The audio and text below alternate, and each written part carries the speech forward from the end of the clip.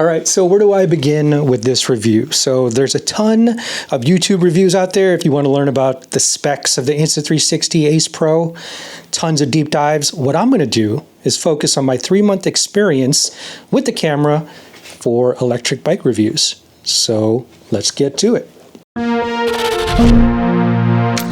So Insta360 sent us the Ace Pro along with a few accessories, multi-mount, as well as the GPS preview remote and a memory card. This is pretty much an all-in-one tripod, selfie stick, and magic arm. So with this design, the tripod feet open up like that. So very handy if you need a tripod. It has this 1/4-20 mount right here. You could go for the traditional action camera mount. Next is the GPS preview remote. It's almost the size of an Apple Watch. So this allows you to remotely adjust the shooting settings using the touch screen as well as preview your shot. It also includes an internal GPS and other kinds of tracking, so you can have lots of data. This looks like a bike mount to attach to the bars, and this looks like a watch mount. So that's pretty cool, very unique. So it is a proprietary charging plug. All right, there it is, Insta360 Ace Pro. So pretty heavy, feels very substantial in the palm of my hand. Downloaded all the firmware. Now we're gonna activate it. Here's what it looks like when you're doing the flip screen. So the magnetic mount is interesting. You really got to push it in there. There's some like buttons to press down so that the hooks latch onto the actual body of the camera. Okay, so now let's check out the Insta360 GPS remote. So powered on, is connected, and there it is. So you have a separate screen to preview your shot. There's a little bit of a delay, as you can see, very slight. So you can kind of change the settings if you need to. And to record, you have this record button up here.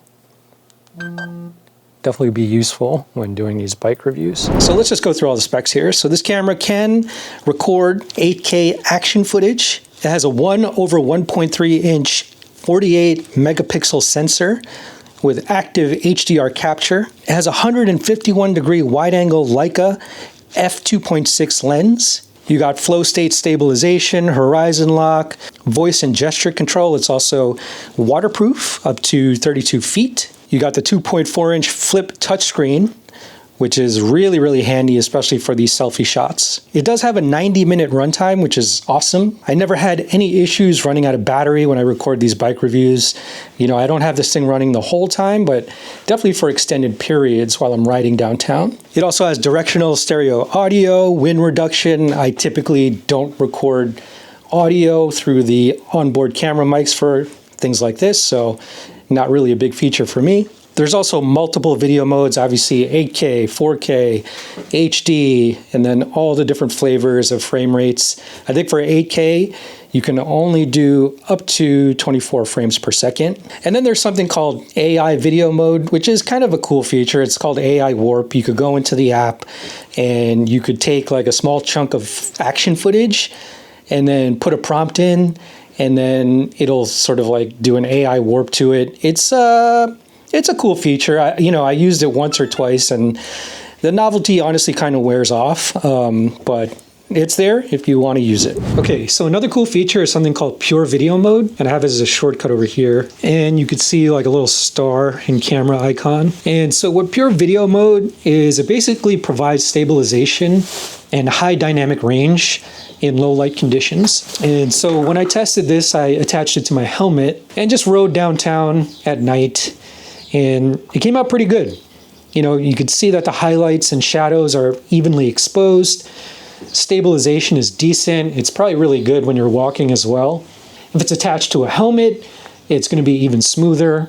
So in this mode, you have an extremely high ISO, but the internal AI chip is basically denoising the footage. At least that's what I think. So if you shoot in a lot of low light conditions, if you're transitioning from dark to sort of like a brighter nighttime image, it works really well. If that's the way you shoot, and sometimes I do shoot at night, it's actually a really good option. One other thing I wanted to bring up was some of the focusing issues that people were having with this camera. You know, when you sort of try to vlog, some people were reporting that it was blurry and things like that. I reached out to Insta360 and they told me that the minimum focusing distance is about 16 inches, 15 or 16 inches. So if you're vlogging, you want to make sure that this thing is minimum at least 16 inches away. So I think the further away, the more focused it'll be. We did try putting on a diopter. It did help a little bit, but the change was pretty nominal.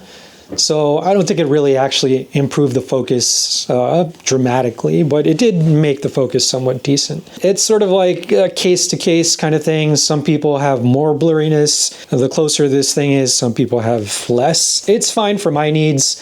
I'm not really vlogging with it, talking into the camera with it, so it's not an issue for me. So another cool accessory is this GPS preview remote. So you can remotely adjust the shooting settings with the touchscreen on the remote itself, and then you can also preview your shot in real time. So usually you have to do this with an app and you have to have it mounted on your bike. So now you could just do it, you know, directly through this device. So it is compatible, I believe, with the Ace Pro and the regular Ace, and hopefully they make this thing compatible with the rest of the Insta360 lineup. What's also great about this device is that it captures all the GPS data. So when I'm riding, I like to overlay stats like top speed or elevation, slope, that kind of thing.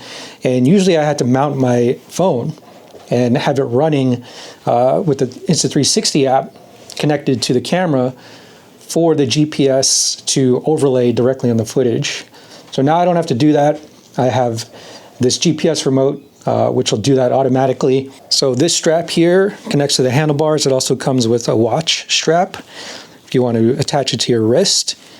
And it's pretty cool. The only thing I would recommend is that have this thing, you know, probably mounted on the bars if you're doing riding shots like this, because it has to be close to the camera. It should also be in a stationary position more or less so that the GPS is accurate. You know, if you have it on your wrist or somewhere else, it's probably moving around and the directional stats are probably, you know, getting a little messed up. So that's what I would recommend. You'll also notice these attachments that I put on the bike. So these are just some custom bike camera mount extenders that I found on Amazon. And I thought it was useful for something like this because the camera is kind of heavy. And I wanted multiple points for this thing to be attached to the bike. Because typically if you have just one rod or one mount, it can easily slide back and forth, even with just one clamp. So having multiple clamp points just makes it a little bit more sturdy, keeps it stable, and you basically don't have to worry about this thing falling off if you're doing some pretty heavy riding. It's also useful when you're mounting it on the back of the bike, and you could add more points of contact to keep it stable and get different angles. Like I like to shoot the motor, or I like to shoot, you know, maybe my pedaling. And so this setup makes it really easy to do that. I'll put links in the description if you want to get this set up for your bike as well. Now we also got this multi-mount with the camera, and it's pretty cool. It's like a magic arm, tripod, and selfie stick all in one. So when you mount it up, you basically have your standard action mount right there attached to this ball joint, so you can rotate it wherever you need to. And then the feet open up over here. You just gotta slide it out, and then you unfold it. And basically you have your tripod feet over here, and then you could adjust the angle. So that's pretty handy if you need a quick tripod setup, or if you need just a shorter selfie stick setup. I've tried various iterations of the Insta360 selfie stick, and this one is definitely the most heavy duty. It doesn't feel like this thing would break easily. All right, so here's what we like. The Ace Pro captures tons of details, especially at 8K. And while it's fine as an action camera, it also works as a solid C camera for like filming interviews.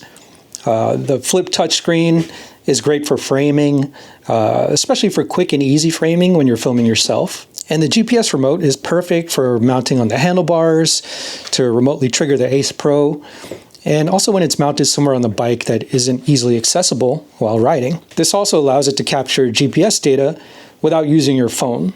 which is essential for providing stats like top speed and elevation for my viewers. And while the AI warp feature is cool, the novelty quickly wears off when you consider how long it takes to process the video, and increase that time if you write up a prompt that doesn't work for what you're going for. Overall, the Insta360 Ace Pro is a solid option for my needs, which are basically action shots for electric bikes.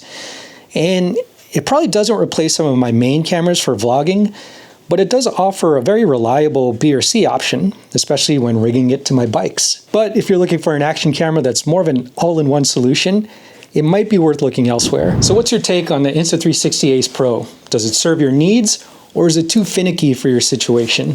Leave your thoughts in the comments below.